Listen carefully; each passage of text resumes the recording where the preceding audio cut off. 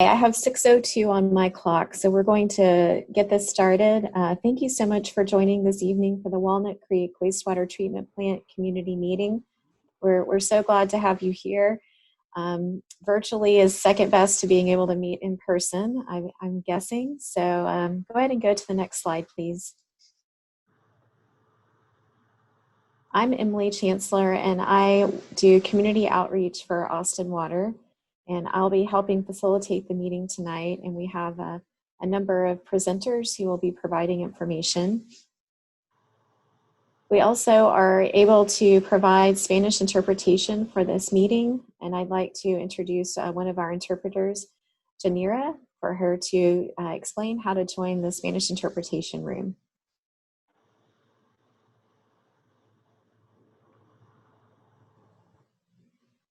So Janira, you'll need to come back into the main room so that our attendees can hear you.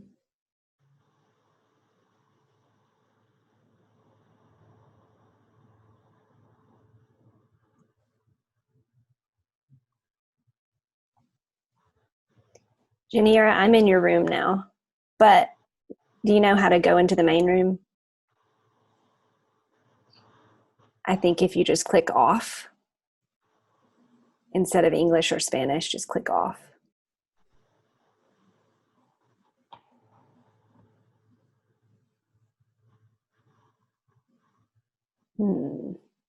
So bear with us, please. We're working through a little kink here. So Lydia, why don't you promote Mary to a panelist and let her explain this? Great.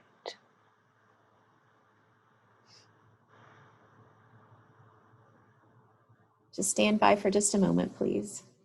Mary is now a panelist, and I will unmute you, Mary. Hi, can you all hear me? Yes. Thank you, Mary. Will you please introduce the Spanish interpretation and explain for our attendees how they can join that room? Sure. Interpretación en español está disponible ahora, esta noche, para participar en interpretación en español. Tienen que hacer clic en el globito ahí abajo de tu computador y seleccione español. Y luego ahí vas a oír la presentación en inglés, pero más bajito y luego en español. Y ahí también pueden dar sus preguntas y todo eso. Yo no voy a ser el interpretador, tenemos a alguien más profesional, pero si quieren, nomás hagan clic abajo y seleccionen español.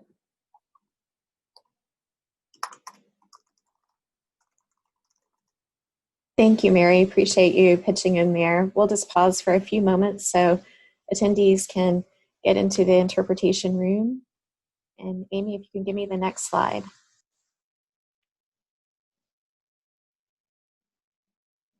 So I'm going to remind all of our presenters, and I'm reminding myself to speak a little more slowly so that we can be sure that the interpreters can keep up with us and provide the meeting in Spanish along with the meeting in English. So I will cover our agenda here, and then we'll go into a little bit of logistics for the meeting, explain how you'll be able to engage. Even though we're in this virtual format, we want you to feel heard, and we want this to be an interactive meeting. So we have a couple of options for you. After we cover that, we'll hear from our Assistant Director, Rick Coronado, and he'll give some opening comments. And then our staff will discuss the TCEQ notice of violation, and they'll talk to you about what Austin Water has done and how we're responding. And then we'll hear some updates of what our staff has done in the neighborhood. And that will be focused on the pipelines that come through the neighborhoods around the wastewater treatment plant. And then we'll hear about capital improvement projects. So that's construction projects that are going on at the plant now or are planned in the future years. So we do have a lot of information to share with you. We're going to try to get through it very clearly, and we will definitely make sure we have time for questions and answers. We will answer questions at the end for sure, and if we're able to answer them as we go, we'll try to do that also. Next slide, please. So just to kick off on our meeting logistics, I just want to let you know that many of us are working from home under the city orders. And so you'll see folks kind of popping in from different locations. My experience doing these meetings is the dog or the kid is always going to make noise during your presentation. So I know we're all managing the best we can in these circumstances. So that might happen. And also sometimes technology glitches happen. You saw that earlier. If you have trouble hearing the meeting or joining the meeting in any way, Lydia will tell you how you can ask for technical assistance during the meeting.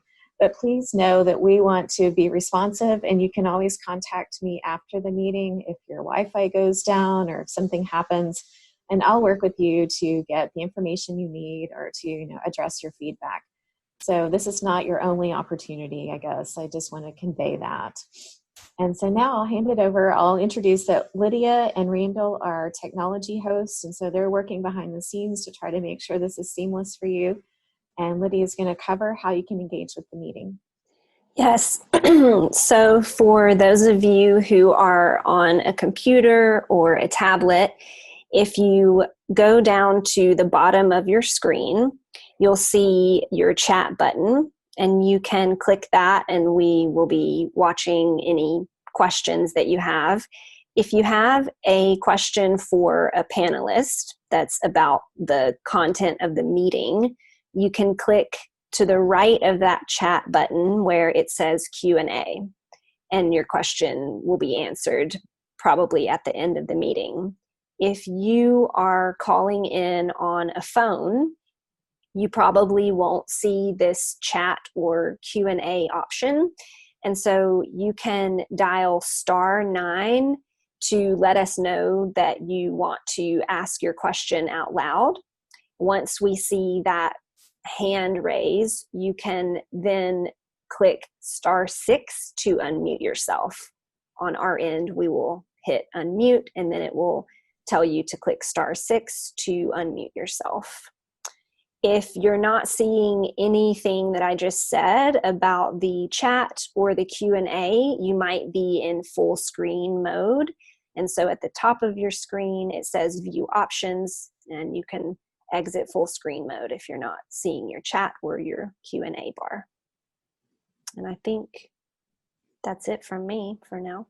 Thanks, Lydia. And we'll remind you how to access those things during the meeting, especially when we get to the Q&A section. All right, so I think we're ready for next slide, and I will hand it over to our Assistant Director, Rick Coronado, for our opening comments. Well, good evening, and thank you, Emily. Thank you for joining Austin Water in this community meeting to talk about Walnut Creek Wastewater Treatment Plant. Again, I'm Rick Coronado, Assistant Director over Operations, which I am the lead staff member over the operations and maintenance of all Austin's water and wastewater facilities and services, which includes Walnut Creek Wastewater Treatment Plant.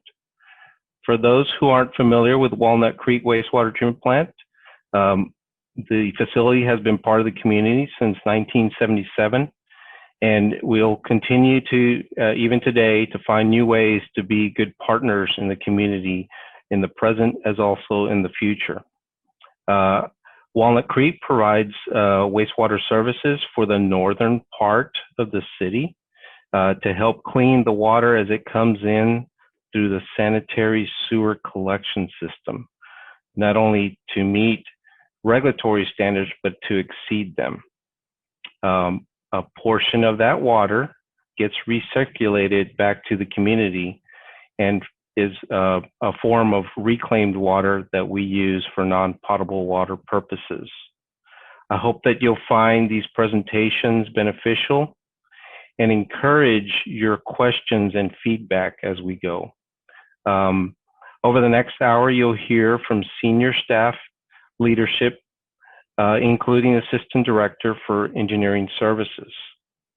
In addition, you'll have an opportunity to answer, we'll have an opportunity to answer in the questions that you may have in concerns to Austin Water's regulatory compliance, operations and maintenance, and capital improvement planning and execution for the wastewater treatment plant. Just as a reminder, as a customer for Austin Water in the city of Austin, you always have an open communication line with our Emergency Operations Dispatch Center. That's the 972-1000 that we'll share with you.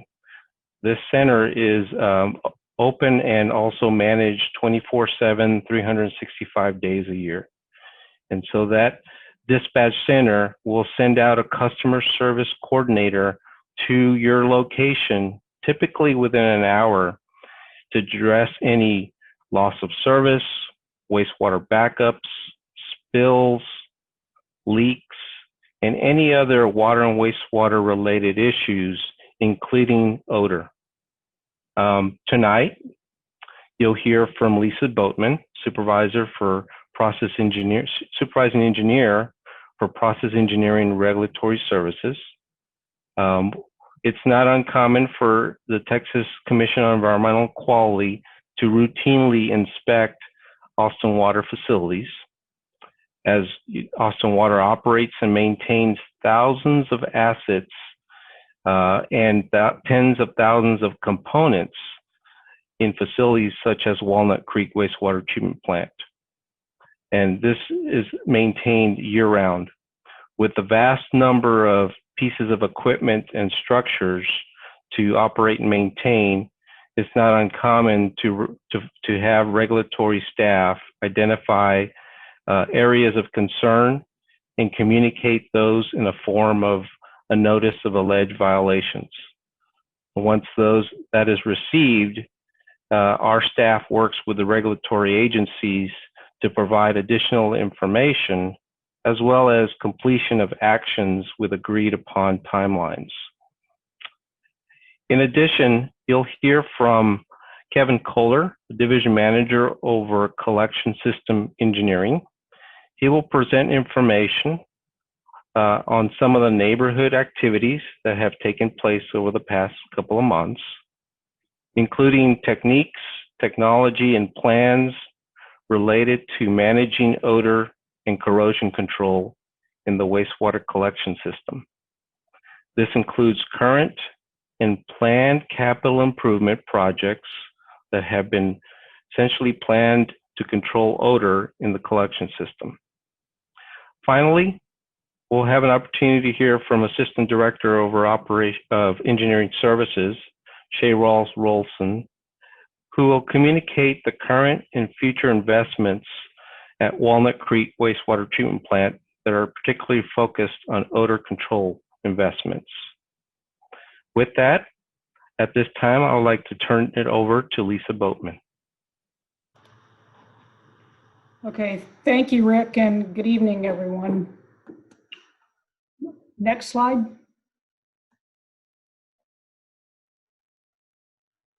And one more, please.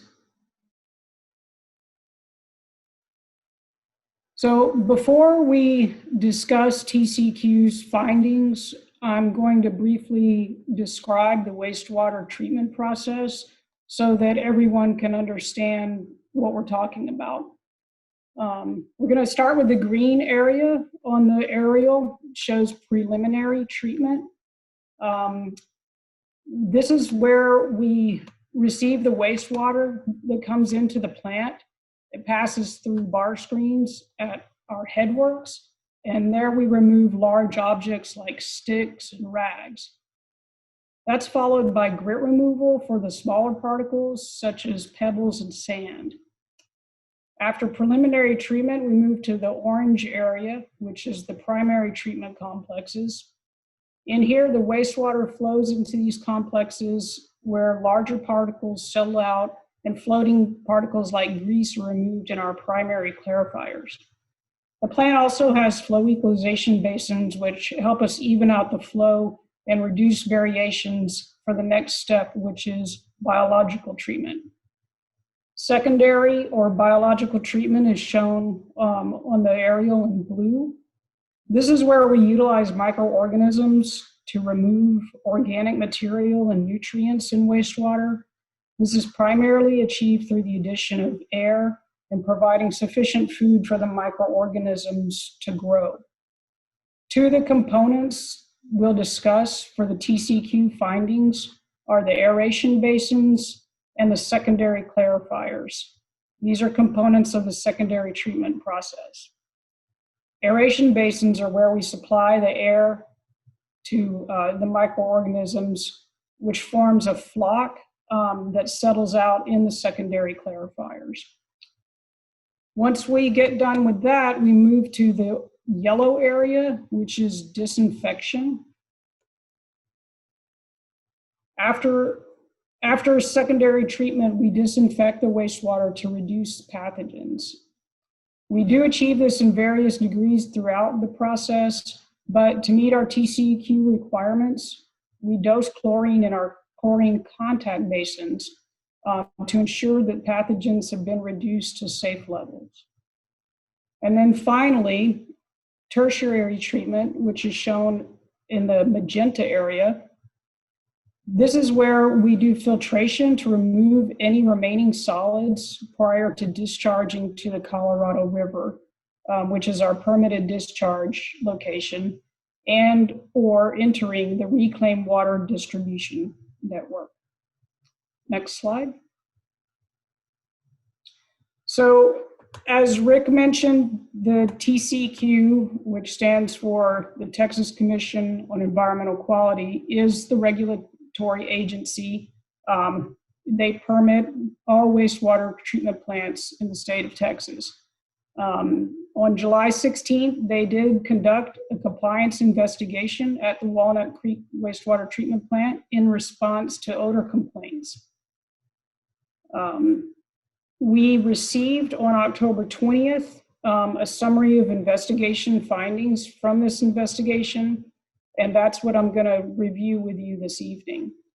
I do want to point out that some of the alleged violations don't have anything to do with odor, but as Rick mentioned, TCEQ does conduct routine investigations.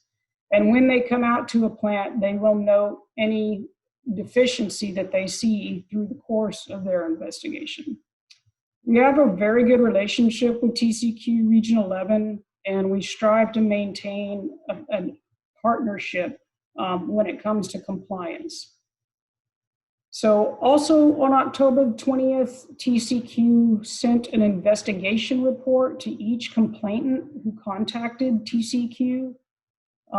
They did not initially provide the city with a copy of that report, but once we asked them about it, they did provide us a copy. Next slide. So I'll go through this by track number, which if you received the report from TCEQ, you can follow along. Track number 712949 is where TCEQ made some notified us of deficiencies in our secondary clarifiers, aeration basins, and chlorine contact chambers. And just to clarify, there's actually two investigation numbers on this report. 1554497 was conducted as part of a routine investigation last summer at Walnut Creek. And typically that's done every 2 to 3 years by Region 11. During the previous investigation and the one conducted this year, TCEQ did note operational issues with the secondary treatment units. There was an air leak in Aeration Basin 1, which was repaired in 2019. And we had a skimmer on Clarifier 3 that was leveled in July of 2020. And a skimmer is basically a rotating arm that skims the surface of the water and removes any floating particles in the clarifier. The remaining repairs are being addressed in an ongoing CIP construction project that will rehab all 6 of our secondary treatment trains. This type of work is very large in scope and not typically addressed by our operations and maintenance staff. Projects of this size are executed through our capital improvements program, which you'll hear about more later in the presentation. We have 2 slides that show completed construction on Train 5, so you can see the progress. Next slide. Here you can see the aeration basin before and after. So with reference to the air pipe leaking, there's quite a bit of pipe and diffusers in these aeration basins. They're extremely large. And after the contractor got in and replaced everything, you can see the after photo. I believe we were testing it then, but that's what it looks like when it'll go back in service. Next slide.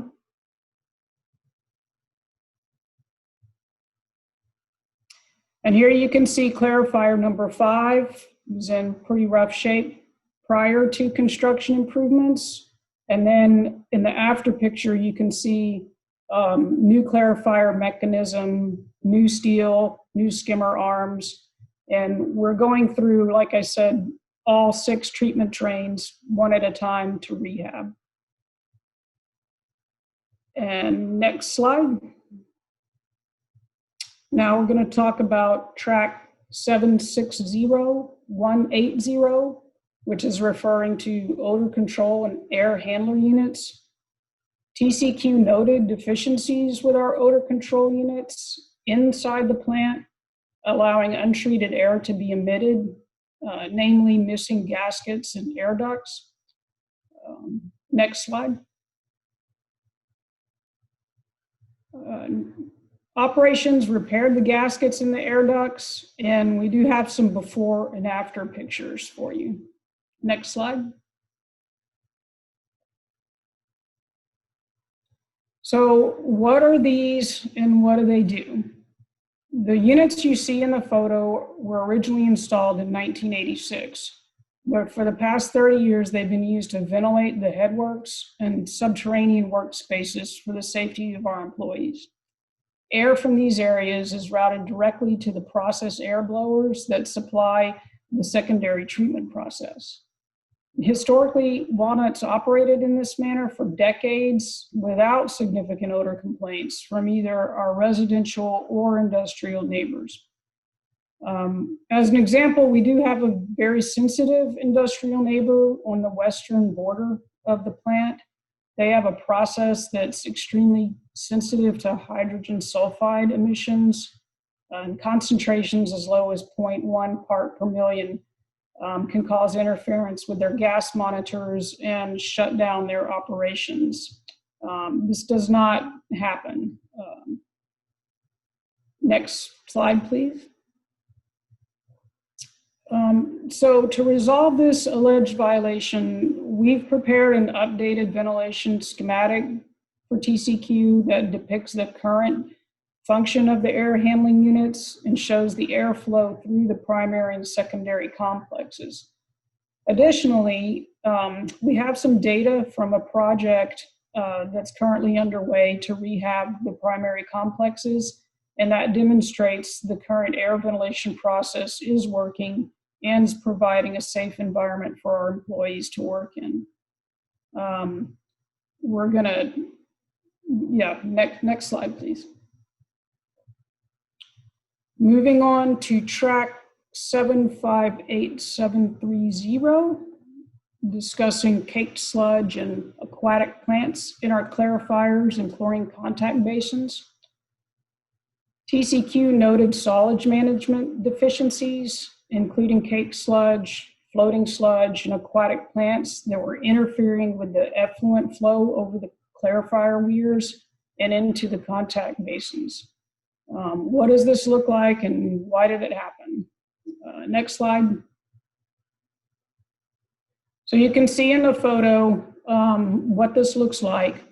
Our operations staff does make every attempt to keep up with the routine cleaning of treatment units. However, we were dealing with some construction constraints and on-site staffing reductions due to COVID-19.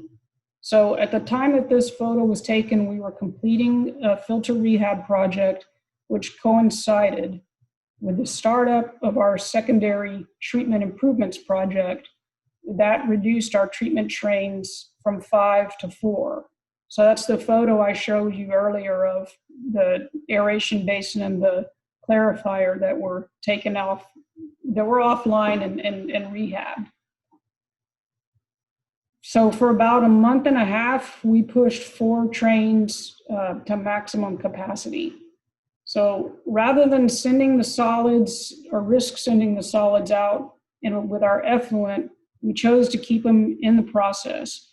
And even though it looks really bad, we did prevent the solids from being discharged with our effluent, which would violate our permit if we were to do that. I'll also add that we were able to get the work completed and we got train 5 back online without violating any permit limits. Next slide.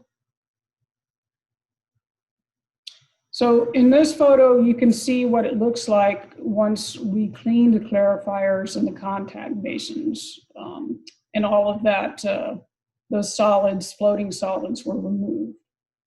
Next slide.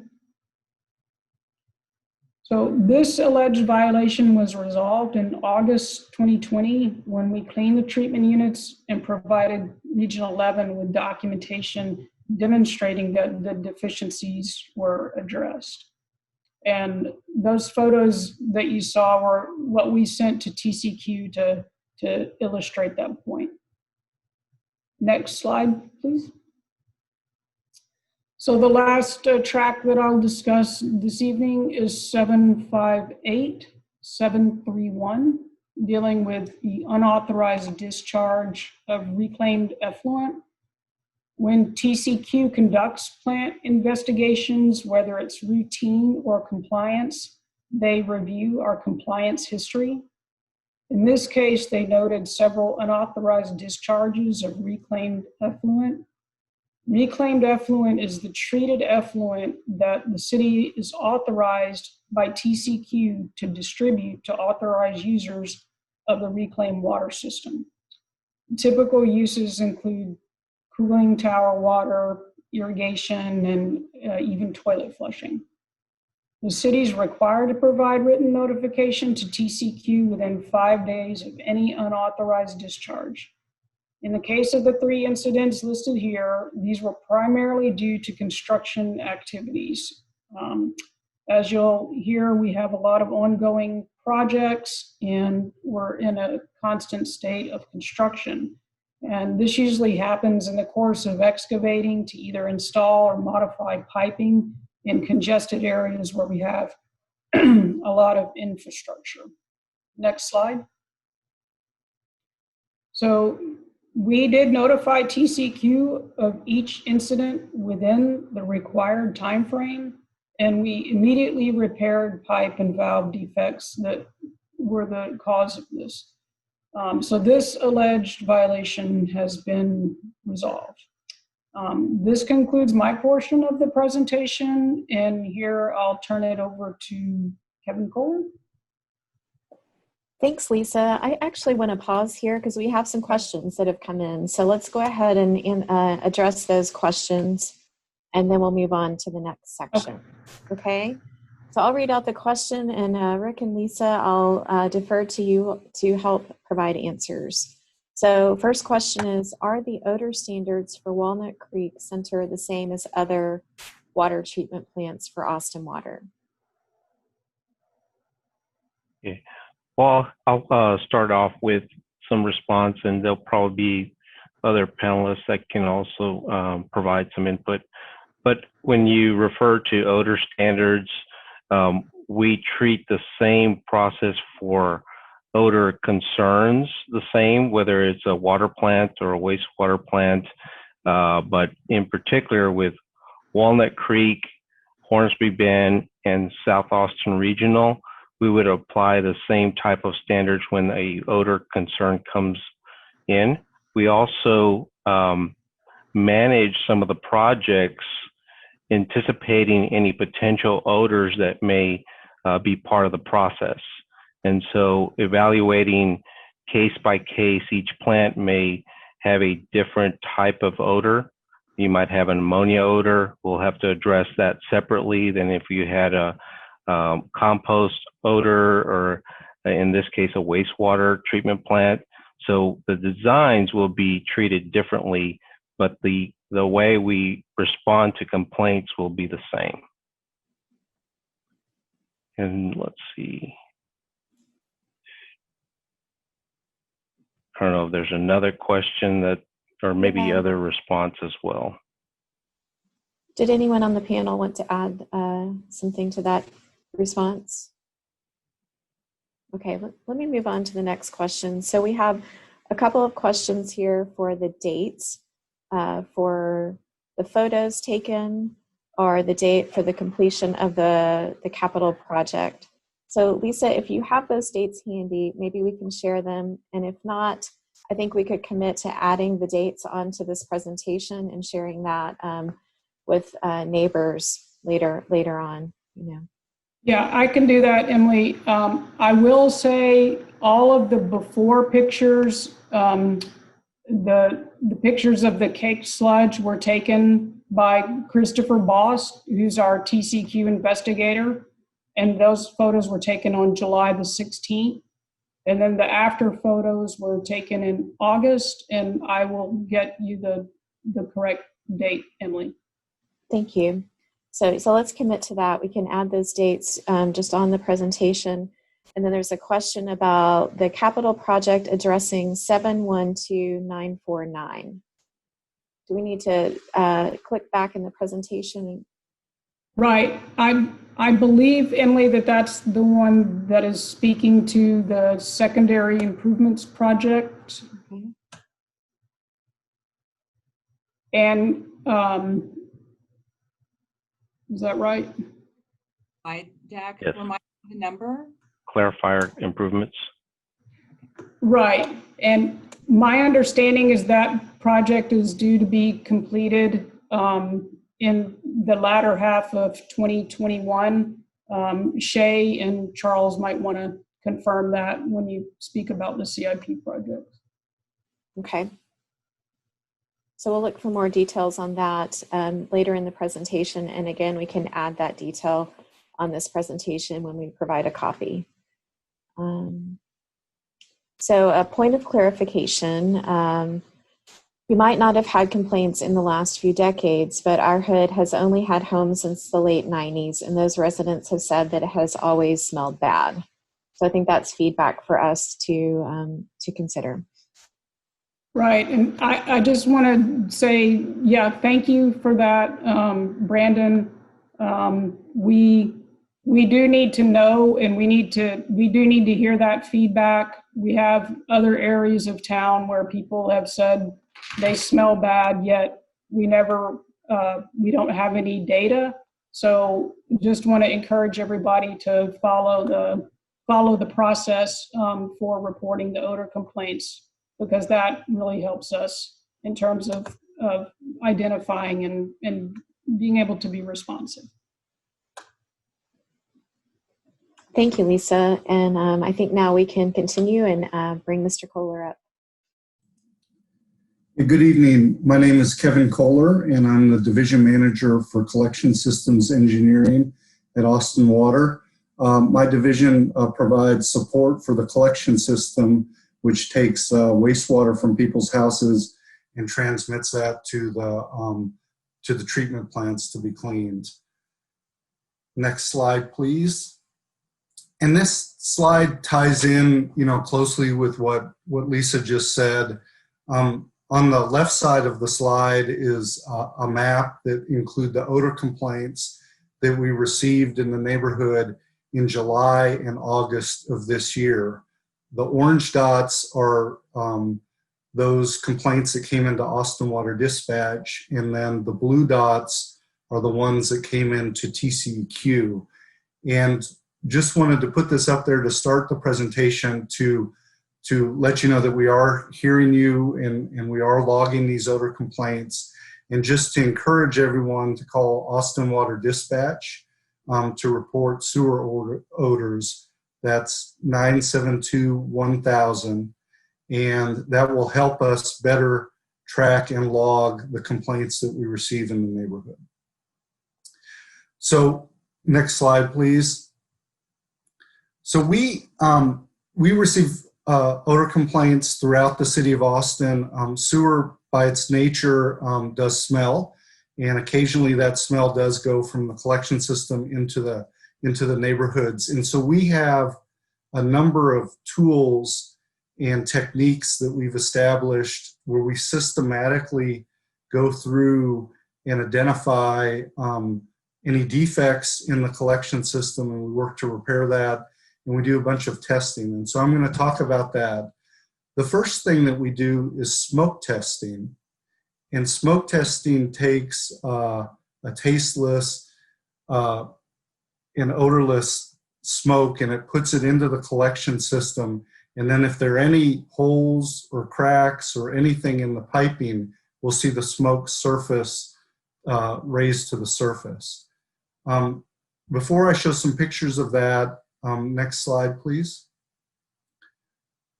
I'd like to just take a minute and just orientate those in this meeting that the city owns the collection system from the property line, which is about the middle of this slide, into the street.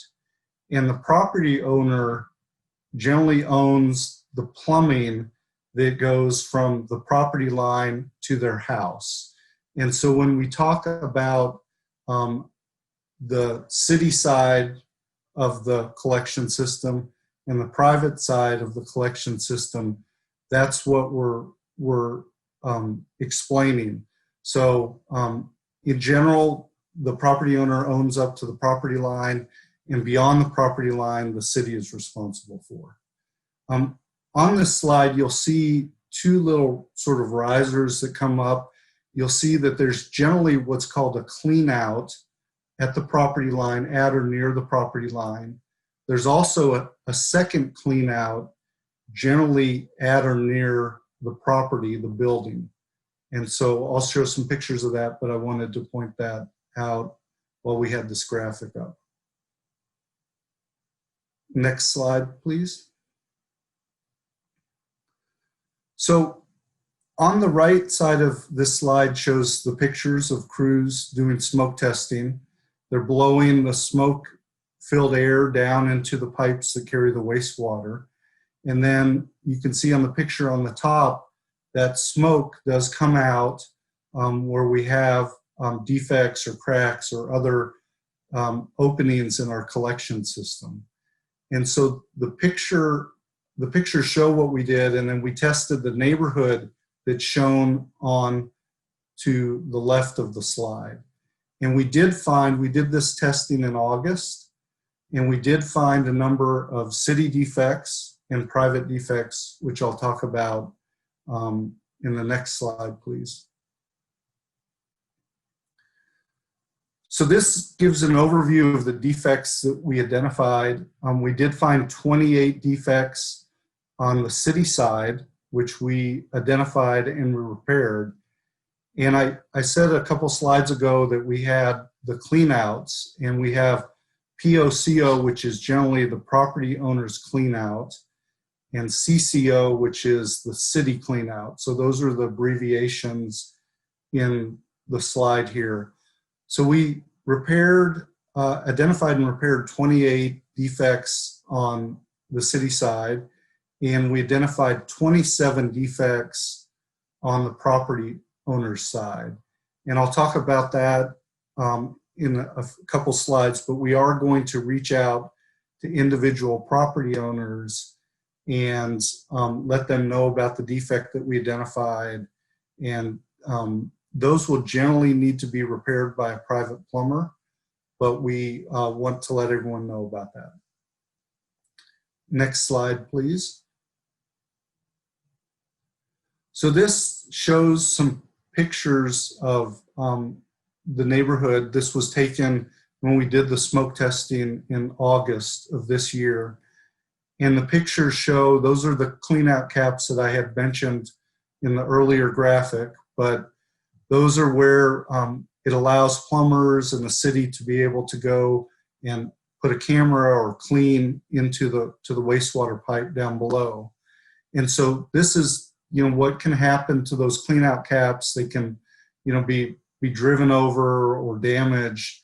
And so those were the defects. We did repair, as I said, a number of those, and there are some on the private property owner's side that will reach out to individual property owners on. Next slide, please. So I mentioned smoke testing. That was one of the first things that we did in the neighborhood, and we did that in August. And another thing that we did in the same time frame was we put out equipment that we use to sample and test for H2S, which is hydrogen sulfide gas. Hydrogen sulfide gas is a natural byproduct of wastewater.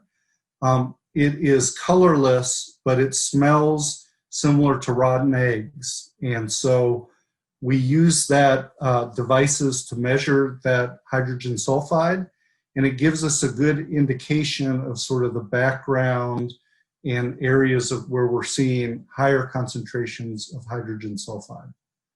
So next slide, please.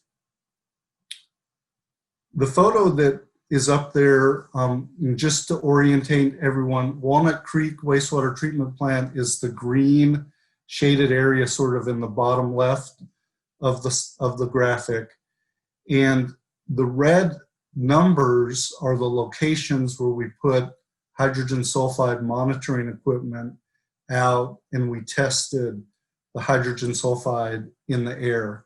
Now, hydrogen sulfide is generally a good indicator of wastewater, although I'll show on the next slide that it does not always indicate that there's no wastewater odor. So we really tried to sort of cover the entire neighborhood with our testing, and we did, all the locations in the red that are shown there.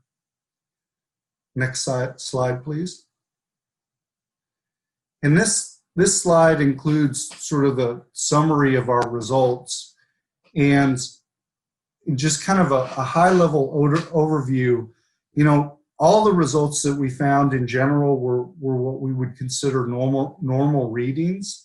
Now, with that said, that does not mean that there's not odor present.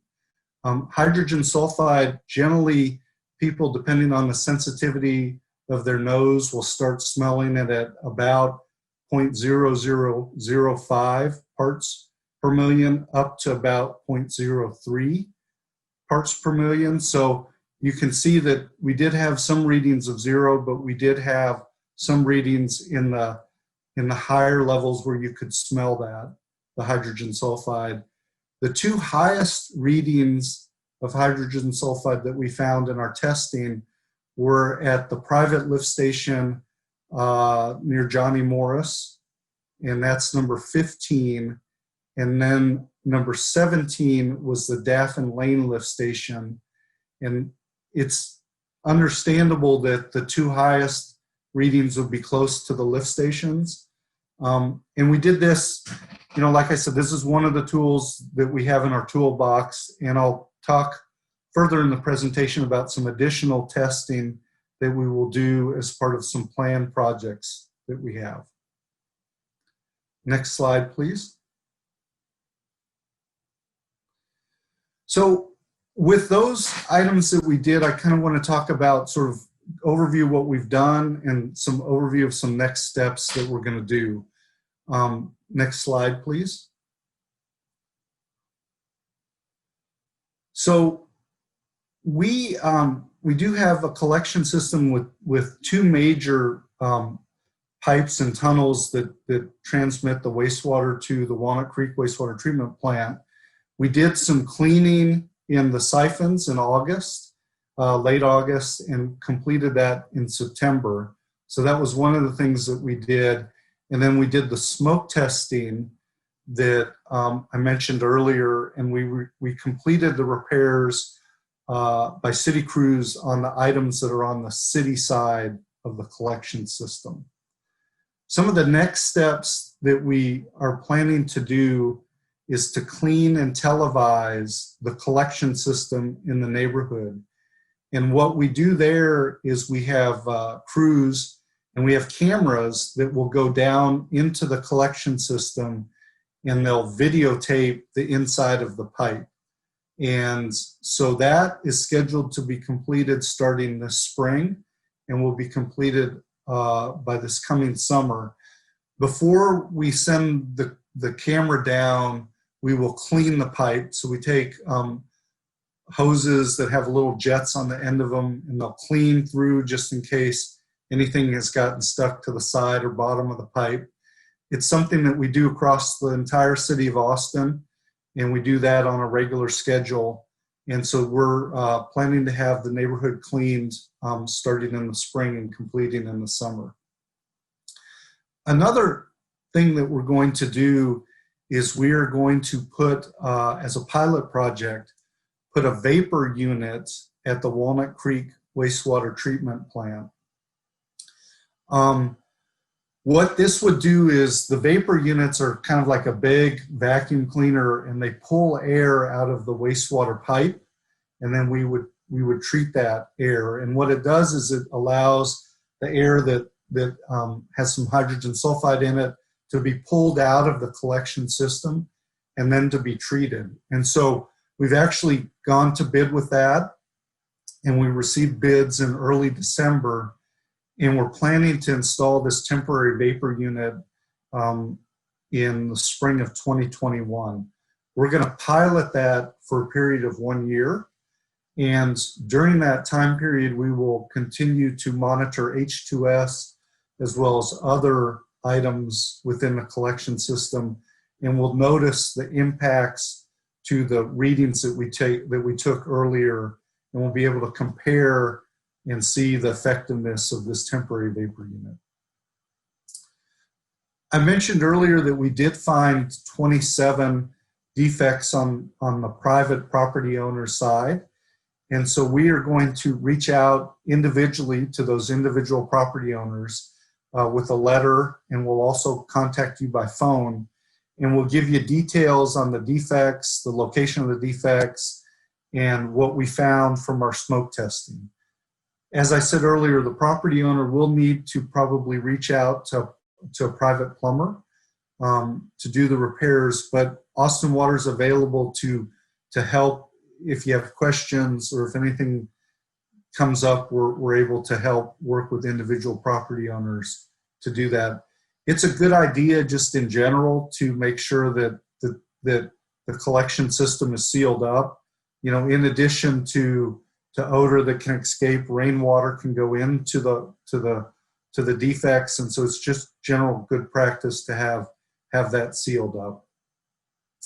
And then the next 3 slides I'm going to talk about are capital improvement projects that we have had planned for a while, and at least 2 of them we've had planned for a while, and then a 3rd one that we're going to start next year. So next slide, please. So this first project that I want to talk about is on the Crosstown Tunnel. The Crosstown Tunnel is a over 10-mile tunnel that sends flow through sort of north central Austin to the Walnut Creek Wastewater Treatment Plant. This project that we've had under our capital improvement projects has been in the works for a number of years. And we're planning to build a centralized odor facility, and that will address odor as well as corrosion in this Crosstown Tunnel. That project is currently in design. We have a design engineer on board, and they've started design, and we are planning to start construction in 2023, and we have an estimated construction cost of $6.3 million. Next slide, please. The other major pipeline that gets water to the Walnut Creek Wastewater Treatment Plant is the Walnut Interceptor. It was constructed by open cut, so they dug the pipe into the ground, so it was not tunneled. That Walnut Interceptor is about 14.5 miles long, and we have areas that we've been studying for the last year and a half, and we are going to build a centralized odor facility also on the Walnut interceptor. At least that's the concept right now. This project is currently in the preliminary design phase, and our consultant has a study that they've been working on, which they'll finalize, and we're anticipating to start construction in 2024 or 2025. And we have an estimated construction cost of $5.8 million. So that project's been also in the planning for a while. And both of these projects will be big help for the pipelines. The last slide that I have is, next slide please, is a project that we're currently negotiating with a consultant.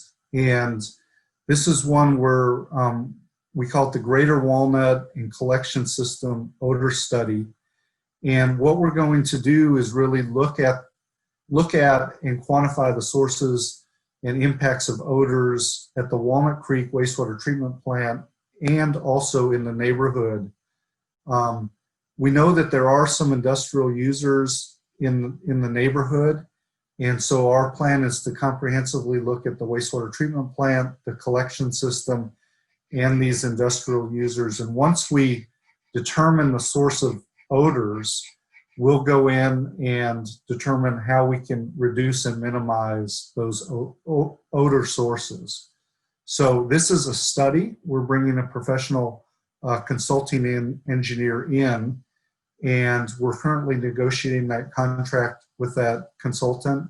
We're starting the project probably in the spring of 2021. So next year we'll start, and our estimated cost is $400,000. So with that, that's kind of the neighborhood overview and overview of the collection system. And I'll pause here. It looks like there are a few questions, and I'm happy to address any questions. Thanks, Kevin. Yeah, we do have some questions that came in during your presentation. So I'm going to start with some that came in through the chat. And when you were discussing the smoke testing, we had a question for clarification. Is this just Agave, or are there neighborhoods where are there other neighborhoods where the testing was conducted? So smoke testing is one of the tools, and we do that throughout the entire city of Austin. And so we specifically did the smoke tested in the Agave neighborhood after we received the odor complaints in July and August of this year. And so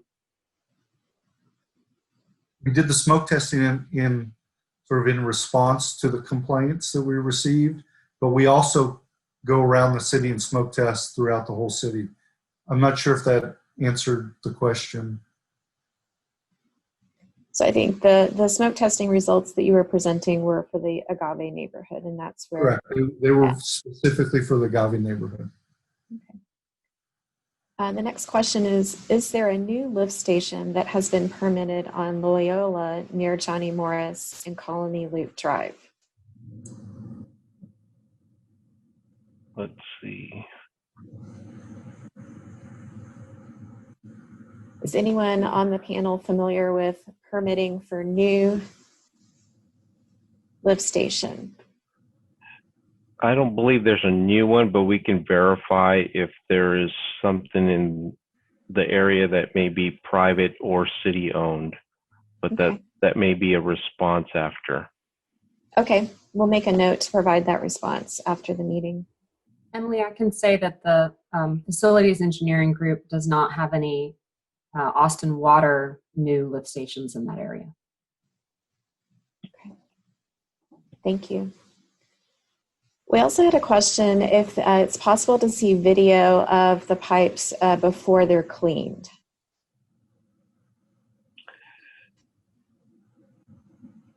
So correct me if I'm wrong, Kevin, but I think the process has been that we clean the pipe in advance of TVing, for that way we can identify any defects and to also avoid even maybe not being able to send a camera into an unclean pipe, but you may want to elaborate on that.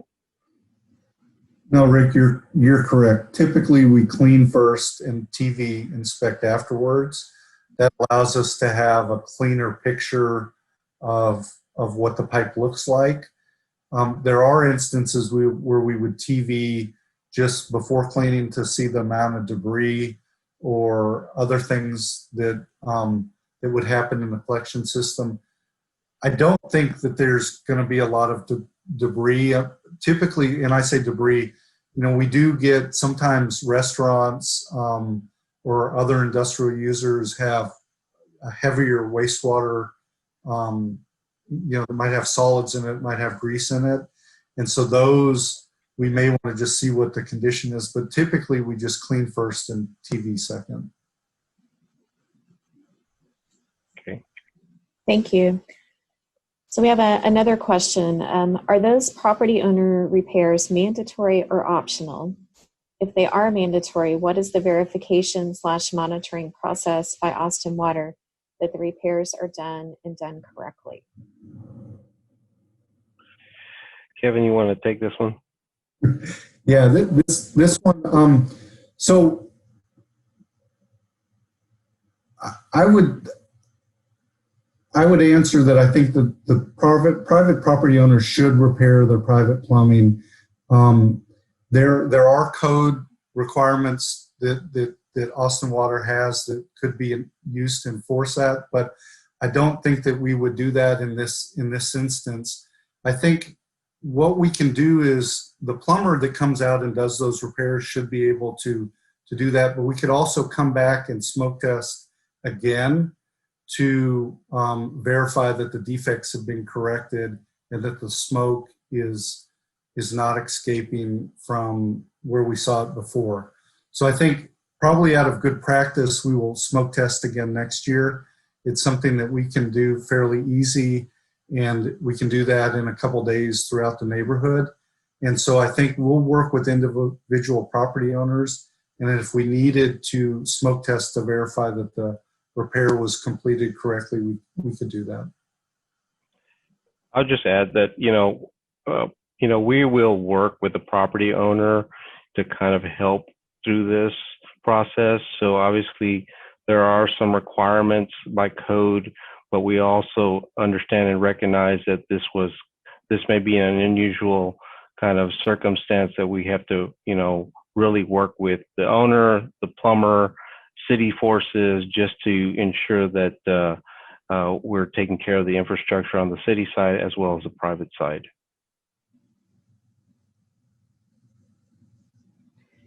Thank you all. And Brandon, I see you provided a link about that lift station. So the team will take a look at that, and we'll reply back with you if there's additional information that we find.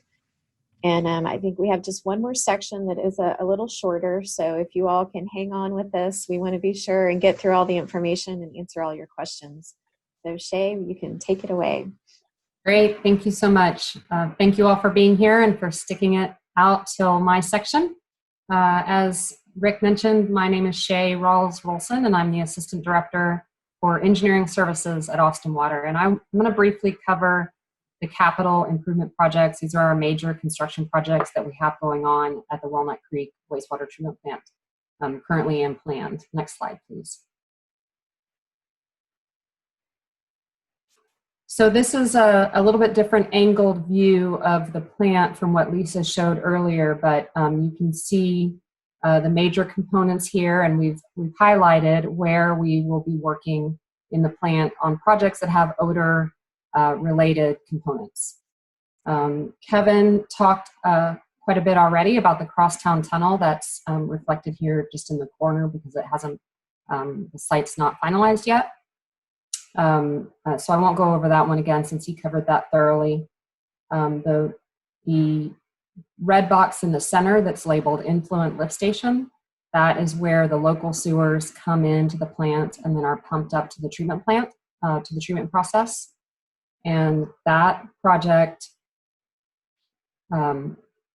will have some odor components to it to help make, as we expand that lift station, to help make sure that the odors stay contained there.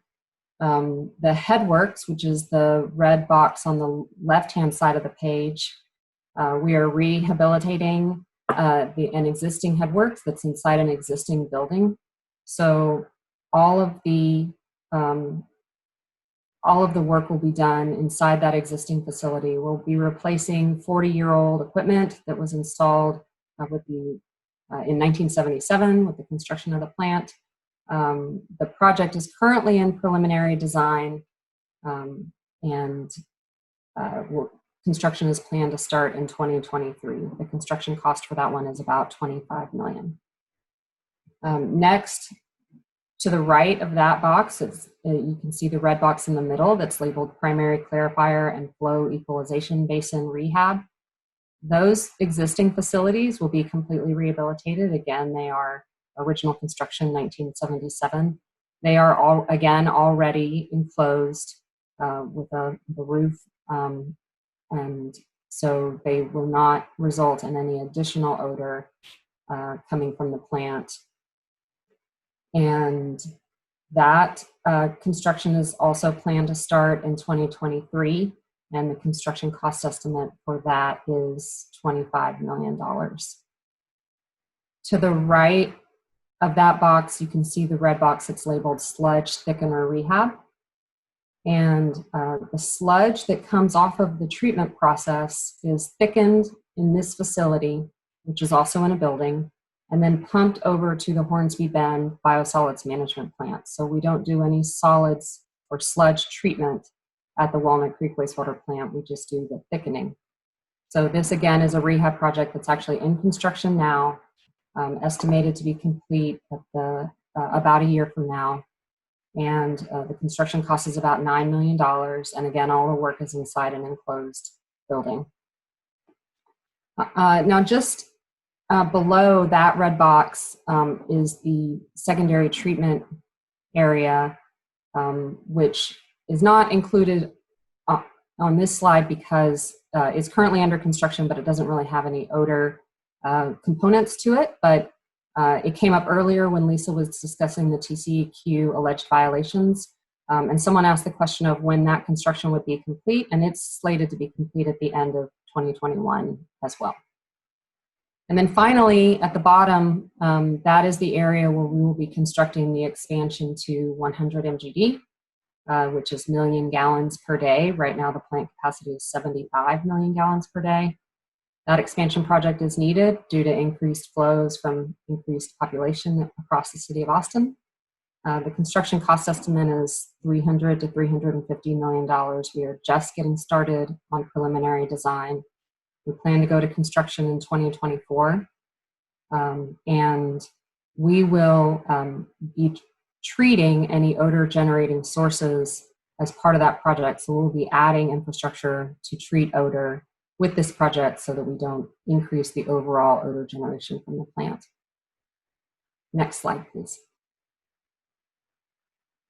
So this is basically a summary of all those projects, but I wanted to just draw your attention to the middle column, which talks about the improvements related to odor control for each of these projects. So at the headworks, we'll be replacing the existing ventilation units with specific equipment, biotrickling filters that are designed to remove odors. And on the sludge thickener rehab project, we'll be adding a dispersion fan, which will also help improve ventilation and odor control in that building. On the primary clarifier and flow equalization basin rehab, again, replacing ventilation units that just move the air with biotrickling filters, which actually treat the odorous air and remove the odors. We talked about the crosstown tunnel odor facility already. And then in the expansion, again, as I said, we'll be adding odor control units as part of the design of that facility. And that's all I have. Thank you. Thank you. So that is the end of our presentation. So now we can take any additional questions. I don't see any that have popped up. If you'll go to the next slide, Amy, please. If there's anyone in the meeting who is on the phone, we'll go to the next slide. I don't know that we have any attendees who joined by phone, but if you did and you would like to ask a question, please press *9 on your phone now, and that will let us know that you'd like to speak. And if there's anyone who's joined online, let's see, I see a question has come in. If you've joined online and you would like to ask a question or give us some feedback, I think there is an option for you to raise your hand. And so if you could do that at this time also. Oh, thank you, Brandon. Brandon says, great presentation, guys. We appreciate that. Thank you. And we'll also take a look at your link and verify that lift station. So Lydia, help me double check. Do we have anyone who joined by phone who's raising their hand or anyone who is asking to speak? We do not. Okay. Well, I always like to pause and have an awkward pause here because I never want to cut someone off when they're just about to hit enter for that last question. So I really, I need to get my 6-year-old to give me some jokes. I can tell at this point in the meeting. So, go ahead and go to the next slide, Amy, will you? So this is just a reminder that we ask you to please call our dispatch line. They're 24 hours a day, every single day. And if you have an odor concern, please call. They will ask for a little information from you about where you observed odors. They'll ask you to describe it. And that kind of information helps our team to do the work that they've presented tonight and to look into what's going on to cause an odor. Yeah. I'd like to add is, please be patient with us during this COVID time. We do have reduced staffing, and we attempt at every call to try to address the concerns within an hour's time. So our staff, travels around the city and tries to get to the next request on an hourly basis.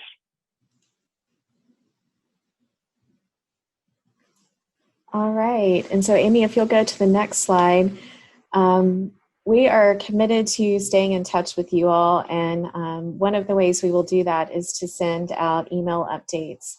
While these projects are progressing, we will send updates to you. So Lydia has dropped into the chat a link where you can go and sign up, provide your email address, and you will get updates from us on these projects and what's going on in this area. And if you can share that link with neighbors or others who you know are interested, this will help us to stay in touch. We would appreciate that.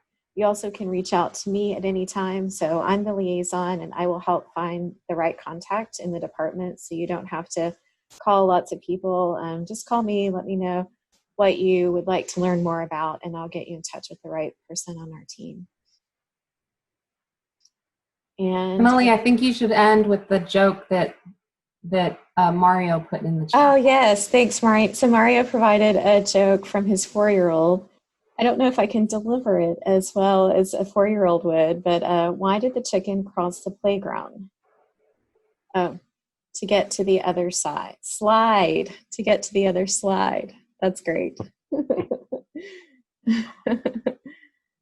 Okay, so I think I've had the awkward pause long enough. I don't see any more questions coming in. I want to thank everyone for giving us some of your time this evening. I know we all have families and competing things going on, so thank you for being here. Thanks to our panelists for presenting, and we'll be visiting with you again soon, I'm sure. So thank you all and good night. Thank you.